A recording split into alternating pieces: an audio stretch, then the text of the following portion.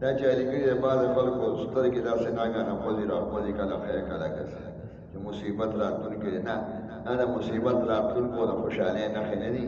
خیر سترګې مې رپي نو لا خیره، څوک وایي لاس مې ګلېږي نو پیسې راځي، او څوک وایي کسه سترګې مې رپي نو نقصان دی. دا نه دی، دا نه شریعت د دې علامات وي، دا بې سنده خبرې. سترګو کې راځي رګونه، کله سړي یو خبره خوځي راخوځي او کله لاس د سړي داسې ړقې راړقې. دا صحابي نظام دی او نیرو سسټم دی. نو کله به یو غوږ یا سړي سرمن غوږ ګڼي، کله لاس ګڼي. دا خو وي، دا طبیعي امور دی. دې سره د خوشحالۍ او د الهام او دغه خبرې نشته. دا غلطه خبره ده. دا چا لیکلي کباب د خالي پر خوړی شي که نه وخوړی شي. او په بني اسرائیلو او داود علیه السلام په قوم باندې په اردن کې هغه یو نیر باندې هغې باندې ازمایش و لکه روژه کې چې موږ ډوډۍ چې بند کړي، نو هغې باندې د خالي پر خوراک څښاک بند کړو، کبانو ښکار بند کړو په طور ازمایش چې د خدای رسول مني که نه. نو هغې پکې پنچر شو، اکثر پاتې پکې راغلي. بیا د الله پاک خنزیران او دغه جوړ کړي دي، بیزوګان او هغه بیا مړه شوي دي، ملعون شو. پخوا به د عذابونه ډېر راغلي. دا د حضور علیه السلام دعاګانې دي.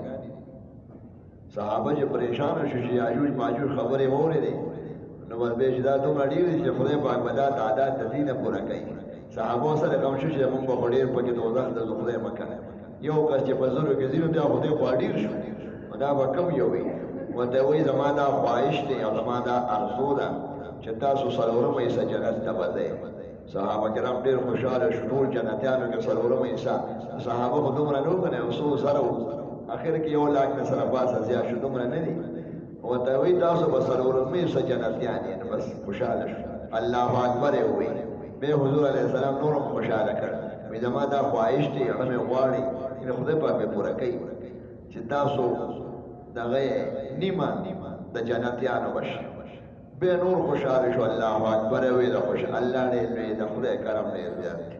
وی تاسو به 2 حصې شئ جنت، 6 صفه وی جنتیان، 80 صفه امت محمدي وي، او 40 یو سلو سلویخ حصې په یو صف کې په اربونو خلک وي. صحابه کرام په 1 لاک دي سره پاس. ډېر زیات خوشحاله شو. د خدای د رحم نه تاسو امید ساتئ. مطلب دا دی شر او فساد نه به ځان ساتئ او د ظلم نه به ځان ساتئ. د یاجوج ماجوج خبرې وګورئ، هغه د خدای پاک دنیا کې ونیول، په یو چینجي به یې تباه کړي، په یو شپه کې د خدای د عذاب نه نه پکار ده، د دې لپاره او الله ته به راجع کېږي او د پیغمبرانو لمن به نیسي، هیله به بچ کېږي. ټول بچو به غر کې ورانو شو او ټول ځمکه هغې ته پاتې شو. دا خلک وایي دا دیوارې چین دا به جوړی، هغه سد سکندري نه، دا خو د خلکو جوړ کړی د سیمټو د خښتو دی، او ټول ورځ به خلک ګرځي سیل سپاټو ځي، د یو غر نه بل ډیری پورې، د بل ډیری نه بلې پورې، په منځ کې پکې لویه لار ده او د سیمټو د خښتو دی، او دا خو خلک ویني راویني. هغه دیوال د اوسپنې دی، دومره اوږد هم نه، د غرونو په منځ کې دی، بس الله پټ کړی د نظر نه.